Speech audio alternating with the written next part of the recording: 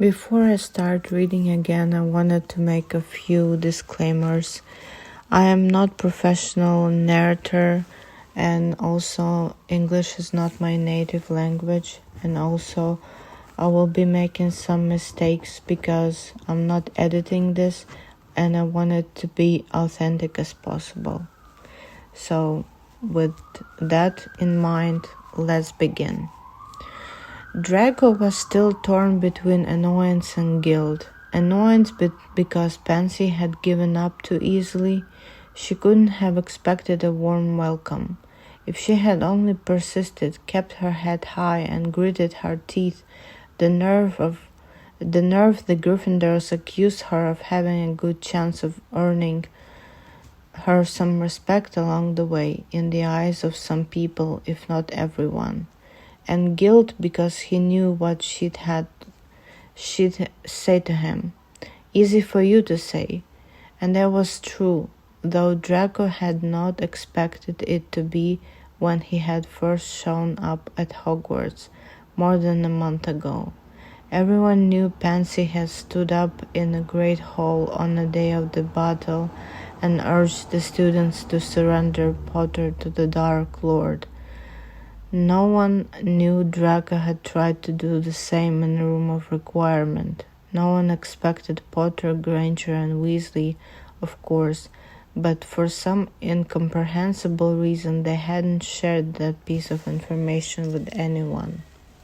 Hannah Abbott had patted Draco's arm once and told him she heard Draco hesitated to identify Potter when Greyback had shown up with him in the Malfoy manor.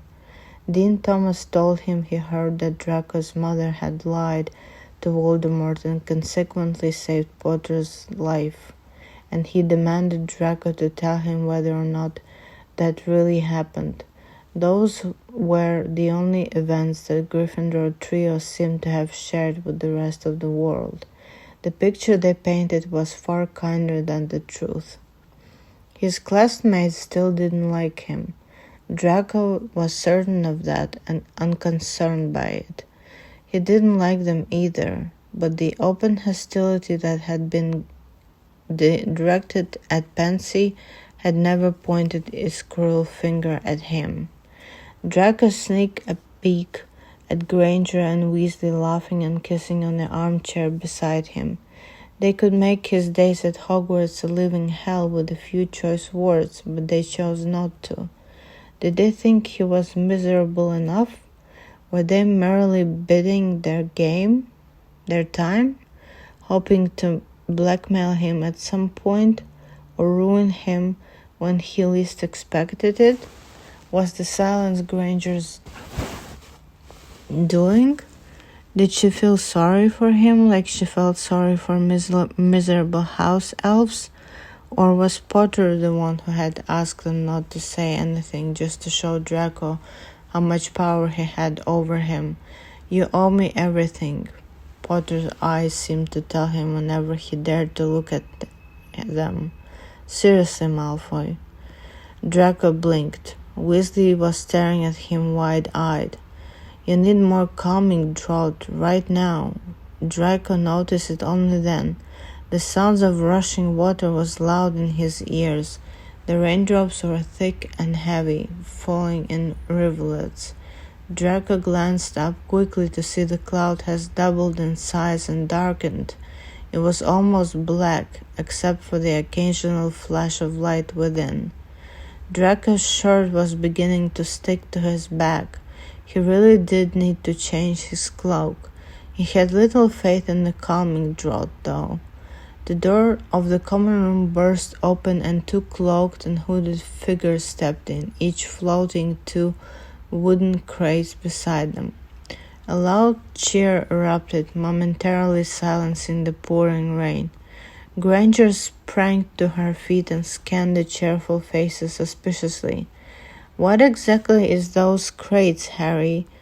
Draco craned his neck to see Potter and Longbottom pull off their hoods, both of them grinning widely. Potter's eyes found Draco, and he stopped grinning at once. He blinked open his mouth, but then quickly redirected his attention back to Granger. "Food, drinks, and props," he said, "for the party tomorrow." Granger wasn't pleased. "What sort of drinks?" Potter lowered the crates to the floor and waved his hand, opening the biggest crate with a flourish. Draco didn't see what was inside, but Potter promptly supplied him with that information.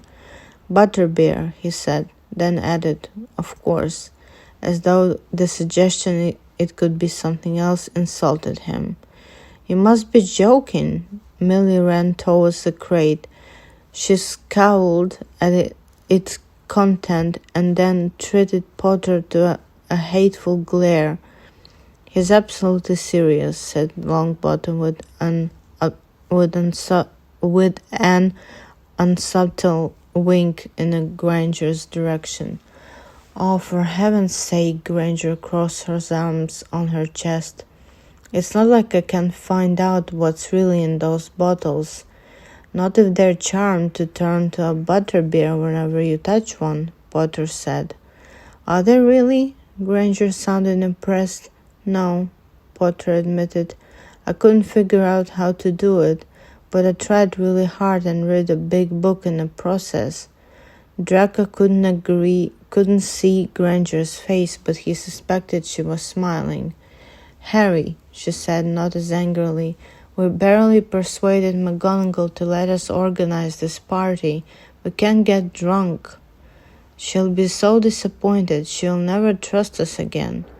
"Hermione," Potter said, imitating her tone, "you're looking at the path to inter-house unity." He pointed at the crate. "Don't ruin it." Several people laughed. Draco looked away and stopped listening. The party had been Potter's idea. He and Granger had asked McGonagall for permission, claiming it was just a thing that was needed to help them feel like one house rather than 4 different houses stuck together by circumstances. The problem with that plan was that the latter was true and the former was not. They didn't belong to one house, and no amount of alcohol would make them believe otherwise. The only thing that they had in common was distrustfulness and general irritability. People had chosen their friends, formed their alliances, and picked their enemies 7 years ago. None of that would change now. Granger was probably right to be worried. Sober, people could control themselves. Drunk, old animosities would resurface, and the party would end with hexes and tears. On the other hand, if that happened, McGonagall's fury would be directed at Potter and Granger, and that was something Draco could look forward to. To be continued.